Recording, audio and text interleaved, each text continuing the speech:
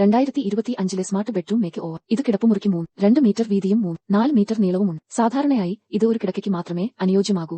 A night stand, ഒരു wardrobe. എന്നാൽ എപ്പോൾ മകൻ കൂട്ടുകാരെ പഠിക്കാൻ കൊണ്ടുവരുന്നു, മേശയിടാൻ പോലും സ്ഥലമില്ല. ഗ്രൂപ്പ് പഠനം അസാധ്യമാണ്. അങ്ങനെ അമ്മ തീരുമാനിച്ചു മുറിക്ക് പൂർണ്ണമായ ഒരു മേക്ക് ഓവർ നൽകാൻ. ആദ്യം അവർ ലോഹം കൊണ്ട് ഉറപ്പുള്ള ഒരു ബെഡ് ഫ്രെയിം നിർമ്മിച്ചു. ബാറുകൾ അത് മരം കൊണ്ട് ഉറപ്പിച്ചു. പിന്നെ ഒരു മെത്ത ചേർത്തു. തീർച്ചയായും അടുത്തത് വിൻഡോ.